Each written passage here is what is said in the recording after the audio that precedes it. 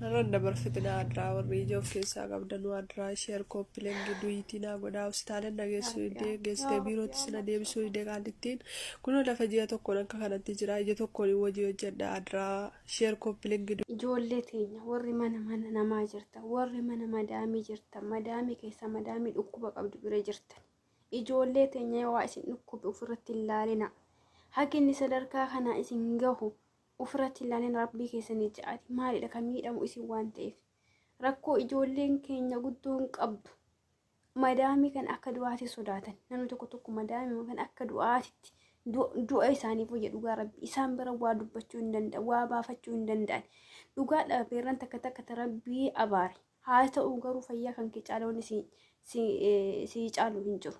Inni ijji dhukkubu, inni dudda dhukkubu, inni dhukkuba kaleetiin qabu, inni ijoolleen teenya mataa isaanii jechuun haga maraatumaa bira gahanii sadarkaa ofirra gabbaastee gad darbisu takka geettutti ijoolleen keenya rakkinni guddoo isaan qaba obsuudha.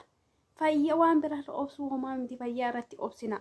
Eenyuudhaaf diladdan barbi fayyaan tuni si fayyaddi namni fayyaa kana malee nan abbaa kana siin jedhu hin jiru jalqaba irratti rabbi obboleettii keenya rabbi haa fi assalaamu alaykum wa rahmatullahi wa barakaatu obboleettiin keenya ko akkuma kiyya akkuma kan hojii jirattee kabiyya irraa baatedha garuu akka itti baan malee akkatti galanii hin beekan jedha uummanni keenya taa'ullee dhukkuba amma akkuma si argitan kana dhukkuba ija takkaatiin qabamtee ija takkatti bina darbuu hidheetti keessi sodaataa jirtudha jalqaba rabbi si haa fi lammata irratti obboleettii kiyya tarii sagaleen kiyya kun hin beekamu wanni miidiyaa yoo si bira gahe ta'e isii fi fakkaataa isii hundaaf ijoolleen keenya dhukkubni isin jiru bakka fe'etti isin haa dhukkuba qaanyii haa ta'u dhukkubni qaanyii hin qabu silaafuu bakka qaanyiititti dhukkubni nama dhukkubuu hin jira jechuudha isumamaa hin ta'in ofirratti hin laalina dalagaa warra gadi dhaabaatiin gaafa dalagaa gad dhaabde jechuudha wallahi gaafa adi hin dalaguu fayyaa keenyaa irratti gadi dhaabde aramni si ajjeestu kaatee si fiddi jechuudha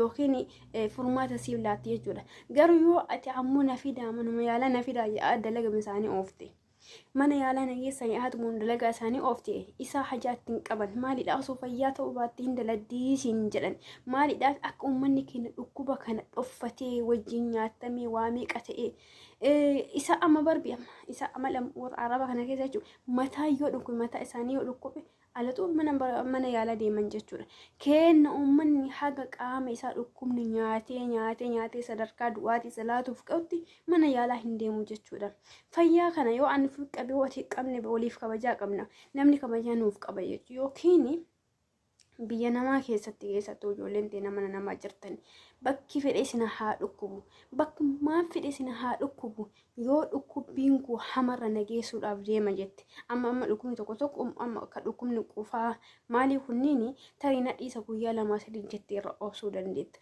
mee ija qaroo santiitan irratti maal jettee obsitee sadarkaa kanaan geette obboleettiiti funama barbee dhukkubi biraas ta'uu danda'a rabbiin najaa si haa baasu gaafa ija lamaan baatee ija takkatti galtu mee hagam keessa kan kee miidhama maaloo ijoolleen teenya warri dhukkubni isinitti dhagaa ila rabbiin biyya namaa keessatti illee nama dhukkubsin wallaahi rabbiin nama hin dhukkubsin dhugaa rabbi akki biraati miti mana namaa keessa jechuudha dhukkuba sadarkaa gurguddaa kana gahuu miti wagguu qufaan nama qabe jechuudha akka waa ati beekaa ciiftu akka waa ummata kanam wallaahi yoo ofii qufaan qabe jechuu jar hin beektani yoo ofii qufaan qabe bakka ciisaniin ta'an achi mandiila ka itti fidu si'i shoorba ka dalagee itti fidu si'i nyaata ka dalagee itti fidu si'i silaafuu achuma teetti achuma nyaatti rabbiin araba rabbiin laaffisiifi nu'uun kun ammoo maasi dhukkubame osoo waan fide taate harakaa gootisiin jedhan hin dhukkubu yaada zaamaa qabatti yookiin yaada muudii nurra qabatti siin jedha siif hin beekan wallahi qufamarraa si hin beekan jechuudha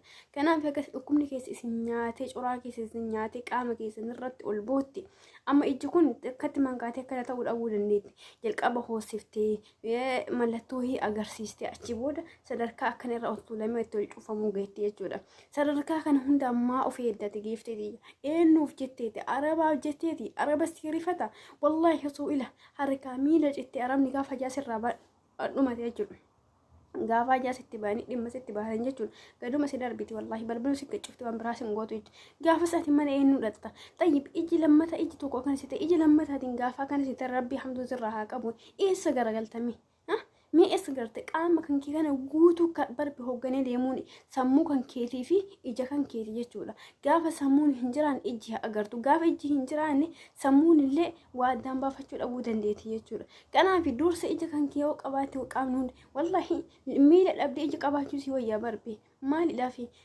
qilee deemaa jirtu itti fargite jechuudha. Bineensi as deemaa jirtu itti fargite jechuudha. Gaafa qaroo santii dhabde akkam taatame. Kanaaf rabbi isin haa fi jalqaba. Rabbi ijoollee keenya wallahi dhukkubni mana namaa jechuudha.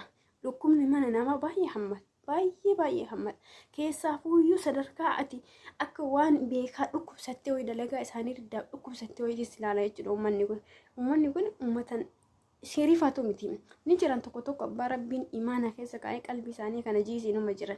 Garuu harki caalu waa ofii harakaata gootee jiisii ammalee takkaayii waa ofii beekaa akkas gootee jiisii ammalee waan dhugumaan dhukkubsatte jedhanii siif hin yaadan. Kanaaf ijoollee keenya yoo waa isin dhagame yoo waa isin dhukkube yoo dhukkuba ijoollee keenya hormoonii garaa fa'a dhukkubaa bu'aa jedhanii garaa isaa kan warra fa'a dhukkuba jira. Qaama saalaa keessa warra dhukkubu jira. Qaama saalaa keessa wanna hin taane yaa'u jira. Kana hundi ijoolleen keenya jechuun sodaa uummatuma adii kanaaf jecha dhoffatanii akkas irra deeman jechuudha. Maallaqa isaaniif isin fiduu haa dhabani. Maallaqa keenyaadhaan na fidii mana yaalaa jedhaani. Na fidii jedhe laal dhukkubni labal. Maal jedhe Oromoon keenya jechuudha. Dhukkubni bakka hamatti dhukkubni bakka qaanyitti bahe inni qaanyirraa bahee jedhan. Kanaaf hin saalfatinaa fayyaa irra saalfachuun hin taatu. Ila isii dhositeef deemti doktora biraayi doktorus ilaaltii misila. Enu jetta dhooffata tayyib bakki fedhe si haa dhukkubu ufitti usin ufitti yaani burun dhiisif tana dhiisette yeroo ittiin gini dhukkuba biyya namaa jechuudha. Maali atiin daladdaa wanni sirraa hir'atu hin jiru. Osoo dalaguu baatte akka isaanii mana teetti mana keessa ciistee waan garaagaraa nyaatti nyaata gahaa argatte tarii dhukkubni salphaa si dhiisuu danda'a. Garuu bakka ati halkanii guyyaa dalagaa halkanii guyyaa dhaabbachuu halkanii guyyaa olii fi gaffii irratti dhukkubaatu si dhiisame rabbii kan keetii jedhi. Kanaaf warri waa isin dhukkuban akkaataa isin dhukkubanii isintu beekaa jalqaba rabbi isin haafiyu lammata irratti ammoo yeroo ittiin kennina dhukkuba keessanitti sadarkaa yoo isaan illee isin fiduu dindan sadarkaa ofii taaskii qabattanii deemtanii mana yaalaa dhaquu yoo dandeettan jechuudha. Warri keessaa xalaba keessa jirtan barbaaduu misi sodaataniif yoo argina amma ijoollee ala jirtu nu qabanii maalii yattee sodaatti. Iji warri xalaba jala jirtan barbe muka itti naqxanii araaba maaliidhaaf mirgi keessanii fi isaanillee walii qixxu. Garuu ijoolleen keenya kan miidhamu mana xalabaa keessa miidhama mana kontiraataa keessa miidhama maalidha sodaa hubannoo biyyattiillee waan hin qabneef akkasuma ammoo biyyaaf saara waan ta'eef ammoo mana xalabaa keessa aramni nama miiti waan canii dittiisamuu isaanii keessa amansiisaniif kanaaf ijoolleen keenya achi keessa miidhamte jechuudha.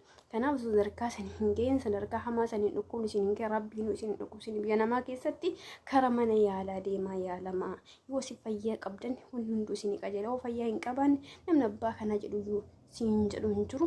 Dura fayyaa kan keetii bakka kenni giiftii achi booda hin dalagatta achi booda birri mahadha gaafa amlal birri ija kana mucawwantu dhukkubsataa dalagaa jirta saa walila gaafa kana calaadhaan dhukkubsate gaafa isii lachuu yoo dhabame eessa dhatti bakki dhattu hin jiru jechuudha. Kanaaf rabbi isin haafiyyuu warri dhukkuba inni isin jiru ufitti hin laalina eenyuuf jettaniif hin laaltan gara mana yaalaa deeman naamsa kiyya kun ijoollee keenya haara dhufaniif warra sosodaatuudhaaf assalaamu alaikum warahmatullahi wabarakaatu. Obboleetti keenya rabbi isii haafi wallahi rabbi isii haafi kanuma haafi